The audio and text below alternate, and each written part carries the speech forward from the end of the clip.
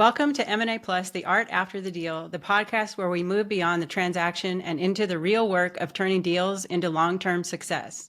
I'm Elisa Scott, and today I'm joined by Michael Richards, a transformational leader with deep experience in private equity, technology, and software. Michael has worked across the full M&A lifecycle, from his early days at Deloitte and KPMG to leading post-deal execution as a CFO, COO, and Chief Transformation Officer.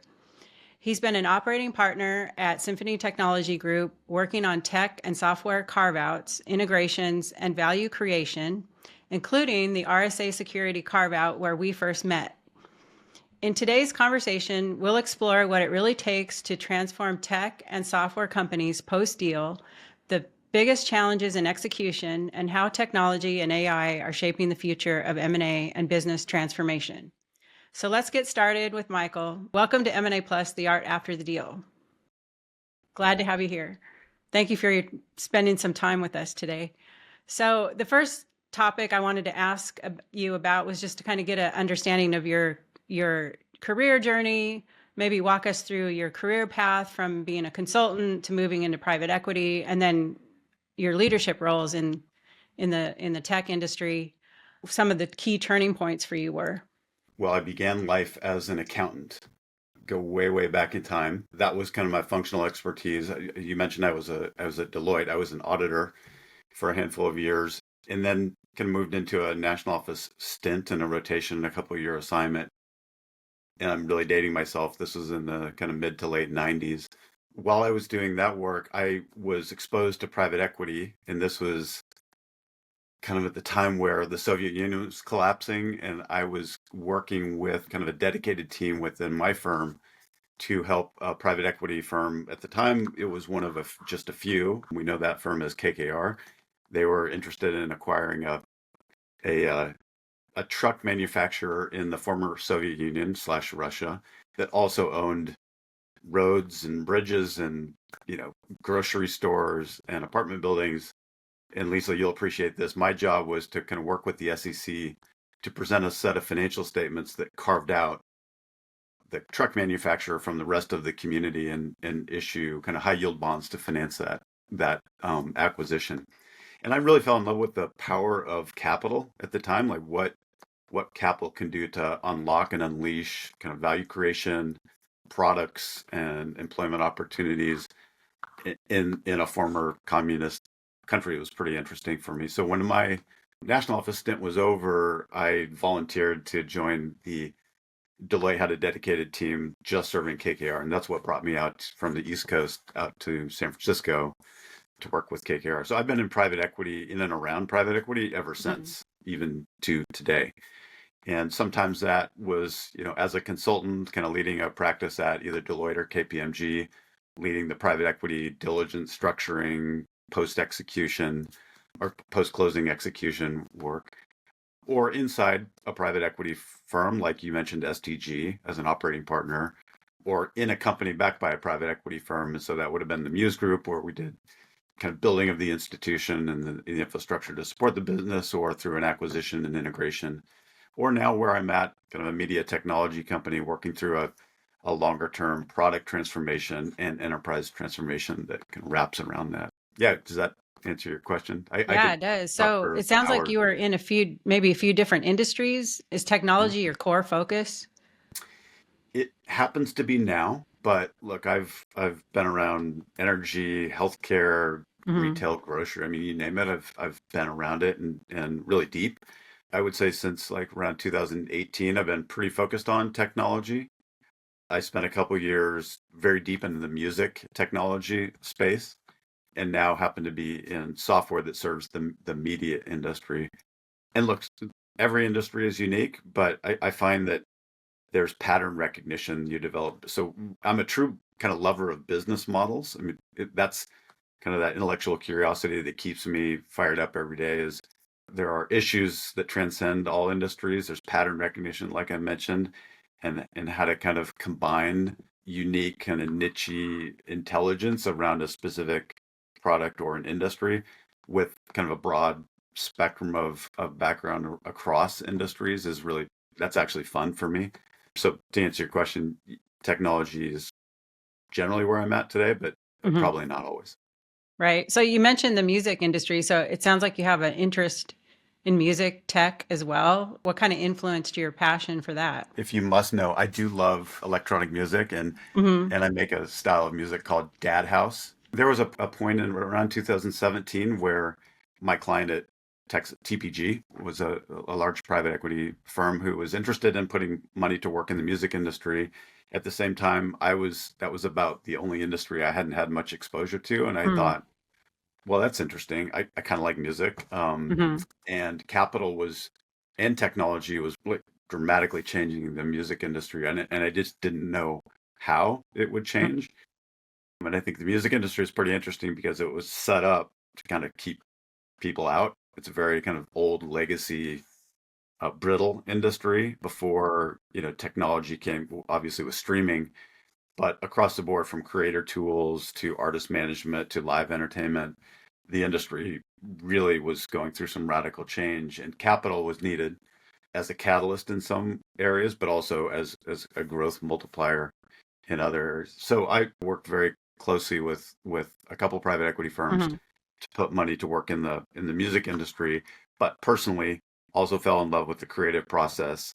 And it Hmm. just so happened that, whether it was working with artist management firms or publishers or labels, having, a personal interest in it and being able to kind of speak the language was really helpful. Yeah. Yeah, definitely. One of the reasons I was asking is because I come from a musical family. We have a very musical family. So it's interesting to see all the advancements in the technologies, you know, capabilities that are, in production and in songwriting and all those things is it's amazing what the music industry is doing these days. Yeah, it's great. During all of your, experiences, was there a particular deal or transformation project that really defined your perspective on execution? No, No? yeah, not to be provocative. In fact, I would say that it's kind of the layer cake of experiences that continue to shape my Mhm. perspective. I'm constantly learning. The deal you mentioned, RSA Security, was a really interesting one because it was a carve out of Dell. In fact, you were on the Mhm. other side of that. That's where you and I met. It was a carve out it was kind of the world's largest startup, right? It was a Right. couple $1 billion revenue business that didn't have back office, didn't have HR functions and finance functions, et cetera. And in fact, that business had four unique businesses within that one business. And so, Mhm. it was a lot of work to carve it out of Dell. And then even within the business that we owned, we carved that up into four standalone Yep. businesses. And really, it was really an aha moment for me, the power of focus when you can go to market, when there's not a lot of synergy between product or kind of the customer base. You split that apart and really just get laser focused on what's driving the customer experience and driving Mhm. success. You really unleash a lot of energy across the organization. That was transformative for me personally, and also to see how resilient businesses are when you can mold and bend and push them. They can handle a lot more than kind of what I was expecting that they could handle. With the goal of creating a kind of lean, mean fighting machine that's really best in breed for product and a really kind of compelling customer value proposition. Mhm. So I'm a big believer in focus, and businesses are resilient, but fundamentally it's all about the people. And we could talk Mhm. more about that later because I'm sure we'll get to a kind of lessons learned, but that's Mhm. my big takeaway from all of these experiences is on the people side. We can talk about that later. Right. Yeah, definitely. We will. Yeah. So the RSA Security spinoff was kind of a turning point for me and my company as well. I mean, that was our first a deal that size, and then we ended up, working with RSA through those four splits, the four splits of RSA as well. So we were able to fill like a gap in procurement, onboarding, and contract management during that whole process. So it was kind of longer term, and there were a lot of documents to deal with, a lot of Yeah. negotiations. So Well, that was Lisa, a shout out to you amazing. and kind of what you were able to do. It's not very often. So you were my enemy At You know, first, at in first, deal speak, you were on the other side. right? Our job was to end up with a business that had relationships with vendors that where the terms made sense, that we, seamless kind of break in that contracting relationship. But a lot of those negotiations, you were representing Dell, but had a Hmm. knock-on effect on kind of what we would experience going forward. And so, you know, the work that you guys did and the relationship you built with us was great, and also allowed, you know, us to continue a relationship going forward. In fact, I think on another deal we did, it was the FireEye. So we bought FireEye products Hmm. out of FireEye, the public company, and the seller was struggling with the same issue that Dell had struggled with. And so I introduced you to them. And again, you were on the other side, quote unquote, the Hmm. other side of the transaction. But it was really, we're all on the same side of the table trying to get a deal done Hmm. successfully. And, props to you. Yeah, we often find ourselves in the middle of the buyer and the seller, filling a gap. It's kind of a gap for both parties. Eventually, everything transitions over to the buyer, but it's definitely maybe helpful to have a group of people to manage some of those relationships through on both sides so that Mm. it's a little smoother. But anyway, that's a different topic for another day. I would like to kind of dive into a little bit about kind of the experience from a private equity perspective. Like, how do private equity firms approach the execution phases? Like, I know they're involved in buying companies all the time, but and I'm sure that the approach is different from a company corporate, type of role that Mhm. you've had. So what is the approach that you kind of have seen with the private equity firms? I think it's important to distinguish between a kind of the different styles that private equity firms have. It's not this monolithic industry. There's a lot of different approaches, but I would group it into a couple categories. First of all, growth investments and venture capital and ultimately kind of minority investments in companies usually don't come with much of a transformative kind of angle. It's usually just getting exposure to a company or an industry that the firm, is after.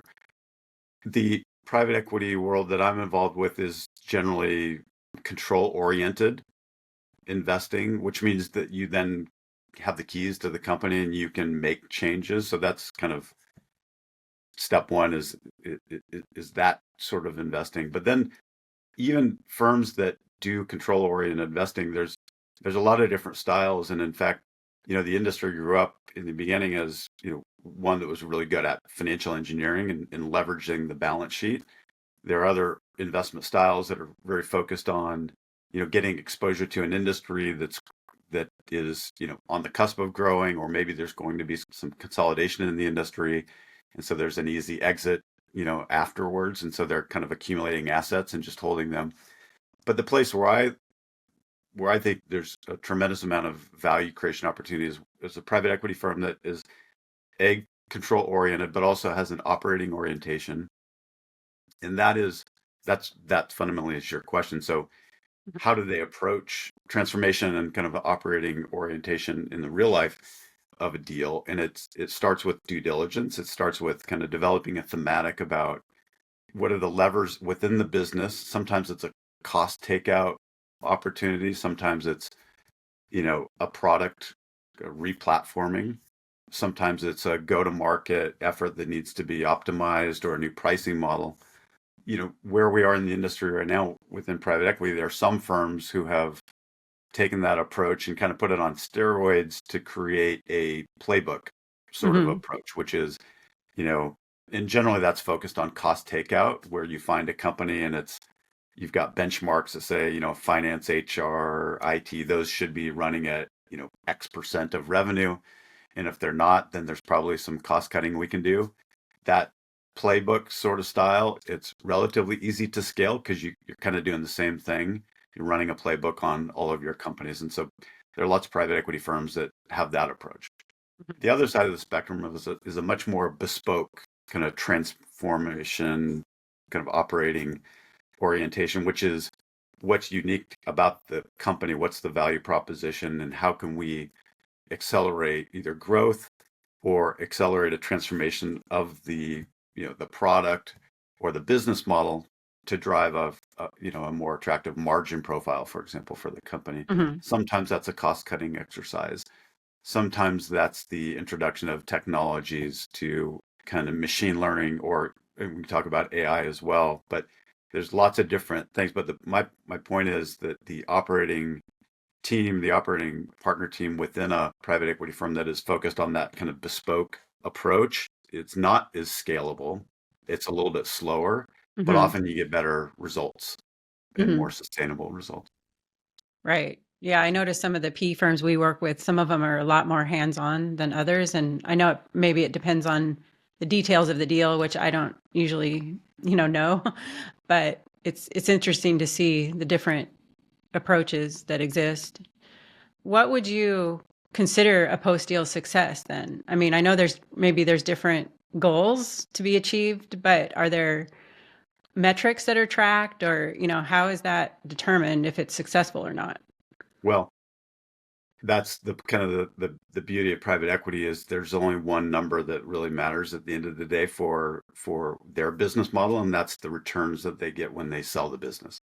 Okay. So private equity Mhm. firms, they provide capital to a business in a kind of a moment of transition. Sometimes that's a carve out, and it's to get the business stood up and then focused and growing, and then is sold to another either private equity firm or strategic buyer that can take that business to the next level. So it's a transitory. It's almost always a transitory investment, and so it's pretty easy to start. You pay $100 for a business. It's like buying a house, and then you sell it 5 years later for 150, and that generates a return profile where the private equity firm can then pass on those gains to their limited partners. That's the success metric, and there's lots of ways to get from 100 to 150. A lot of it is luck, timing, but I think it's important, kind of in my world, to focus on the things that you can control, and those things you Mhm. can control are within the company. And so business models, cost structures, M&A, buy and build strategies, lots of different ways to create value. When you step into a newly acquired company, what would be your first priority? That's kind of a loaded question. First priority is actually before you step into it, it is always making sure that the CEO, first and foremost, is aligned to the strategy.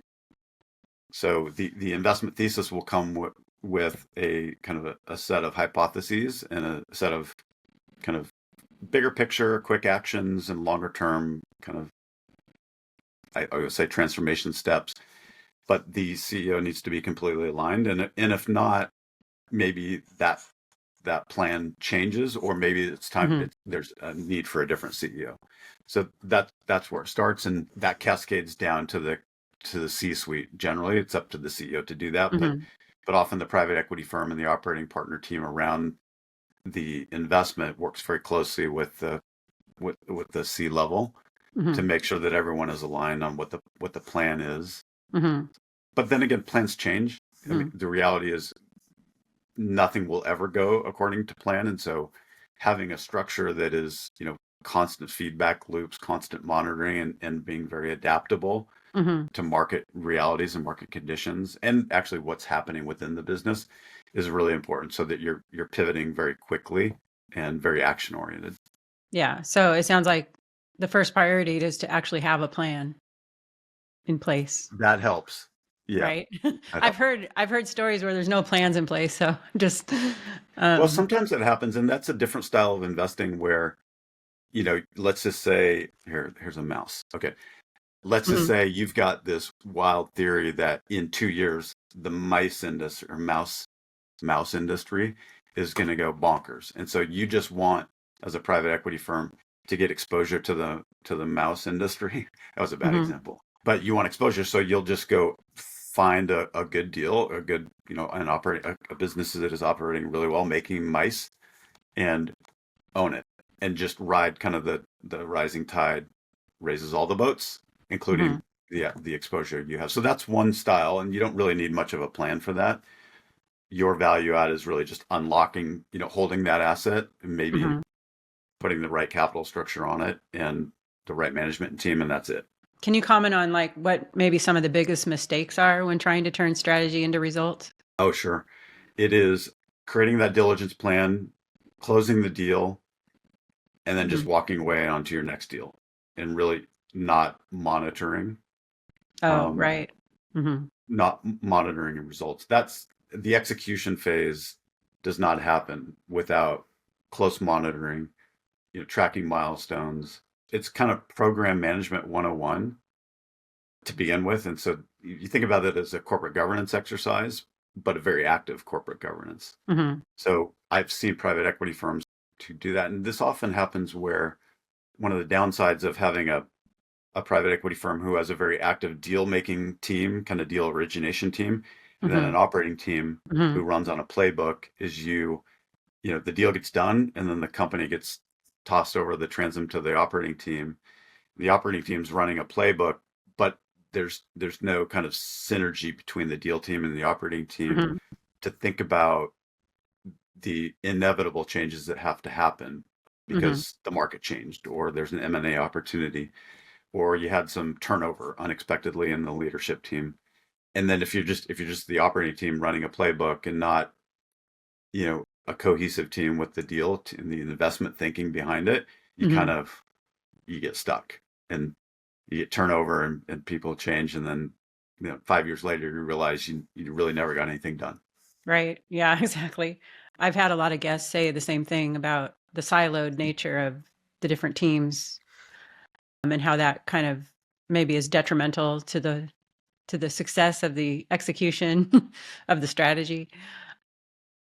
So let's talk about teams then. So one of my questions was, how do you get the teams to buy into the change in the post M&A environments? I know you mentioned the people are very important, and maybe you can start talking a little bit about that part of the process.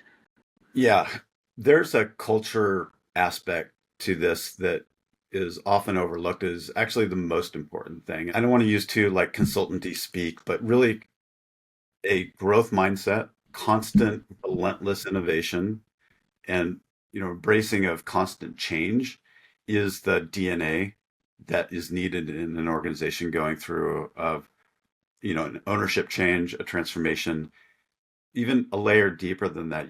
I've observed over the years, people are just naturally resistant to change.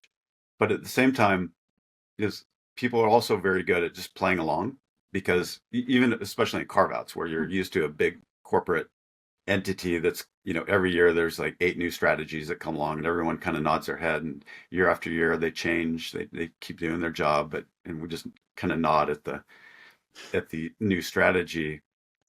But that can create, in the context of a real change, a real transformation, a real ownership change, that attitude can create kind of this molasses of non-change, and sometimes on the ugly side of almost a passive aggressive approach to kind of playing along with the change.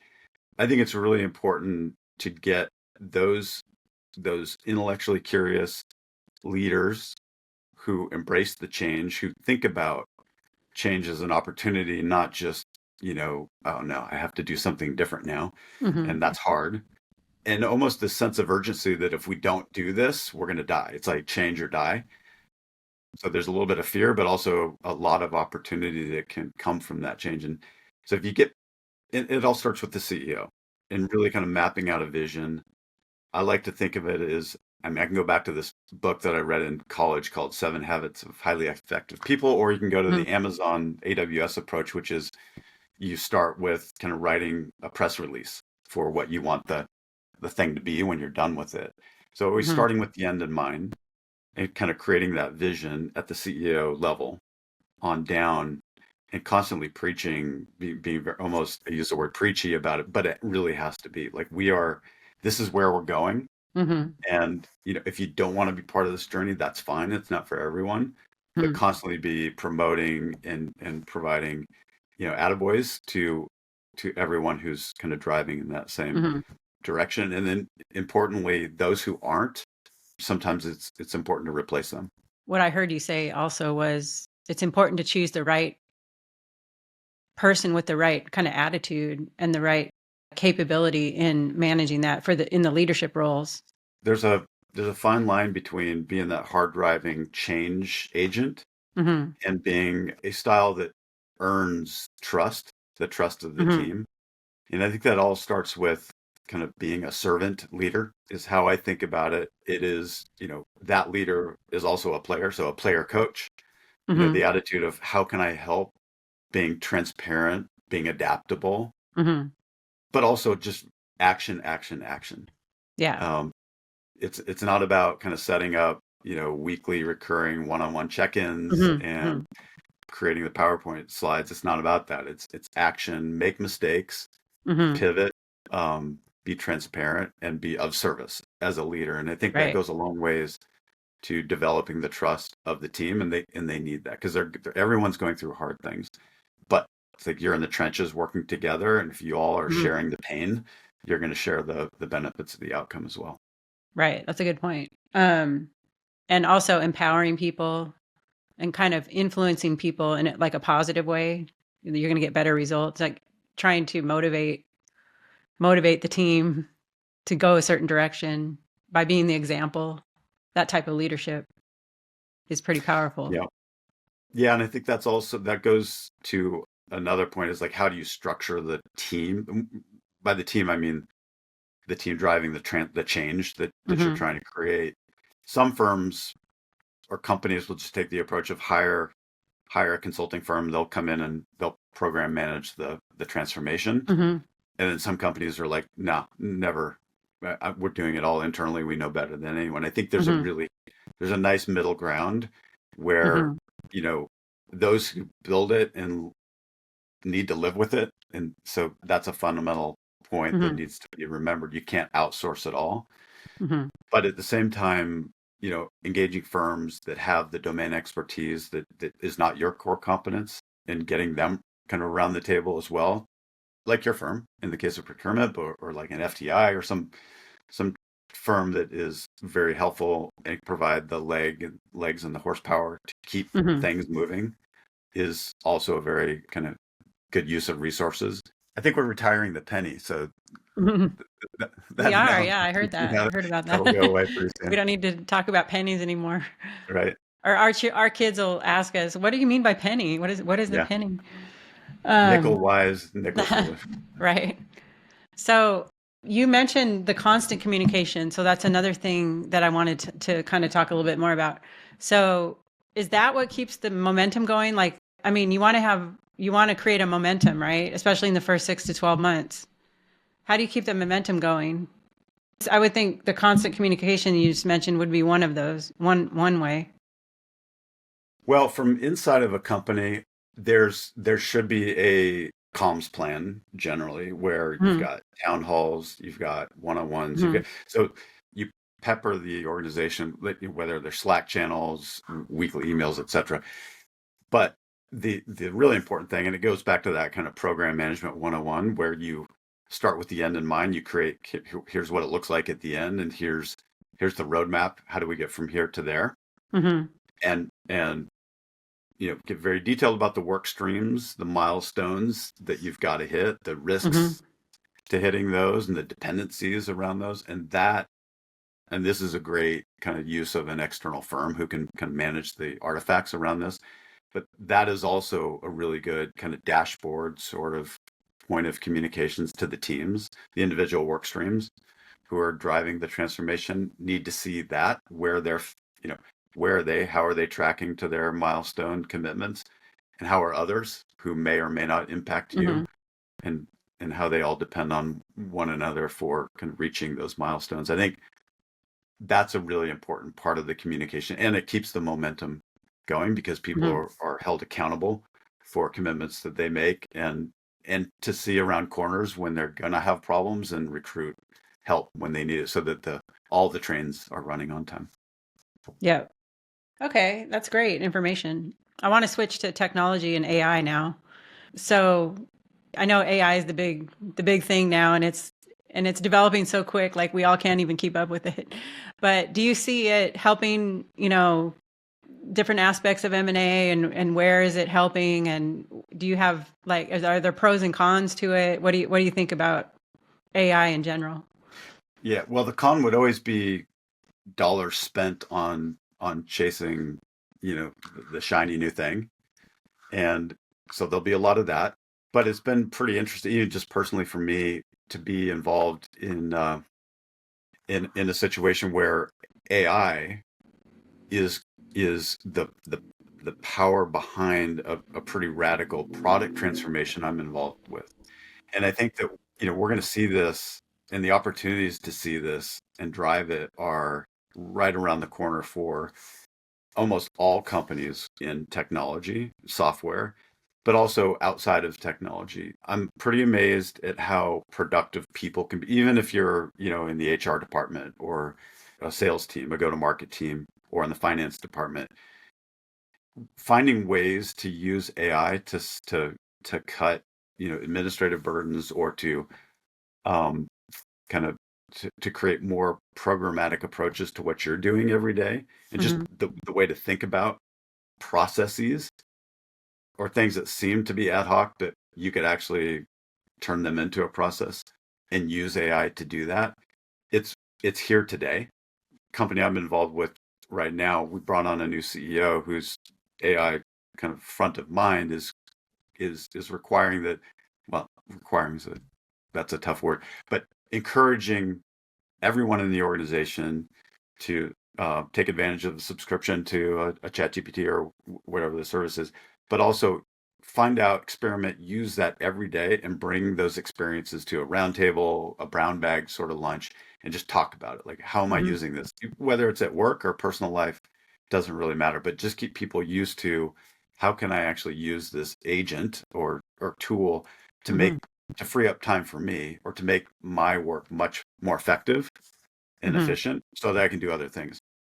So that's like in a day to day, but fundamentally in the context of M&A, especially with technology companies, the opportunity is to really look at a business model, and you look at where's the margin profile, where is the cost structure seem to be a little bit out of whack, and where are resources being spent on inefficient processes. There's Hmm. there's more than likely an AI solution for that, or at least partially. And so start thinking about that. That will be a really important lever, clearly for, back office functions like accounting, Hmm. finance, and HR, et cetera. But even at the product level, Hmm. software that often has like manual input. A lot of companies kind of create software or SaaS products for companies, but there's often some manual processing behind the scenes that the customer may Hmm. not even see. There's really big opportunities to use AI native solutions to replace those processes. And the interesting thing about that is it creates an opportunity for the people who are doing that work today to change their job, to become Hmm. AI bosses in charge of AI kind of model building, AI quality, and innovation around the insights and really good stuff that can come out of the AI native solution, which is Hmm. very different than it was 6 months ago. So things are changing very quickly, Yeah. but I think the more you can get comfortable just using it in your daily life, you Hmm. see the power of it. And it's really not that hard. It's a lot easier than what people think. I'm watching people learn this every day, and the light bulbs that are constantly going off. It's really exciting. What do you see happening in M&A in general in 2025? I mean, 2024 was a really slow year for us. It was the slowest year we've ever had, actually. And we've been around almost 10 years now.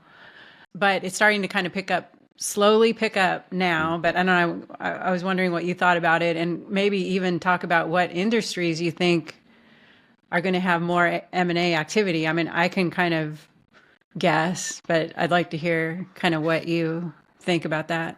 I don't have a crystal ball on Hmm. industry M&A, and I will focus my comments back to you on private equity. There are a lot of drivers of M&A outside of private equity that I don't follow. Hmm. Things like egos and market share that just Right. don't really pay the bills, so to speak. Hmm. So private equity, there's a big driver of M&A activity around private equity that is interest rates and kind of the supply of capital. Lisa, you tell me when interest rates are going to come down. I'll tell you when the rocket fuel gets poured back onto M&A. Hmm. So I don't know when that's going to be.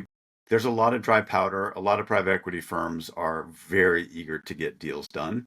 but they're just, and there's been this kind of disconnect between seller expectations for value and what Mm-hmm. buyers are willing to pay, at least in private equity, that has kept deal flow pretty pretty low for a while. I think that's starting to melt a bit, and you've got the kind of added pressure for private equity firms to just put their money to work because eventually, funds are not Mm-hmm. infinite in duration. You've got to put that money to work. So they're very eager to put it to work. But the encouraging thing for me though is the days of kind of generating high returns for private equity that come from financial engineering and kind of, leveraging up the balance sheet as high as possible. Those days are pretty far behind us. And Mm-hmm. really you have to have, in my perspective, is that you've got to have a pretty focused operating orientation to drive value creation and not just financial engineering. And I Mm-hmm. see more and more of this. And so for 2025, I continue to see the buildup of operating teams within private equity, or kind of Mm-hmm. the smarter way of using the right domain experts as consultants and just kind of figuring out that operating playbook. That's kind of a new thing. I mean, it's there are a handful of firms that have always had an operating orientation, but I think that's getting bigger. And I Mm-hmm. think it's encouraging because you get better results. Companies are just better companies when you've got a private equity owner who is focused on operations and Mm-hmm. really trying to kind of drive value creation, not just a quick flip of a business, but true, Mm-hmm. customer value proposition that turns into, high margin profile for the business. Mm-hmm. Okay. Yeah, that's really good feedback. Interesting. So, final question. So, what's one piece of advice that you would give, young people that are interested in this field? If you want to be in private equity, I really want to know why. Mm-hmm. Like, what is it about it? Or I don't think many people wake up one day and, as a 3-year-old from a nap and say, I want to be an investment banker. I don't think many people even know what that means. But to be, if you truly have an investor mentality, like I Mm-hmm.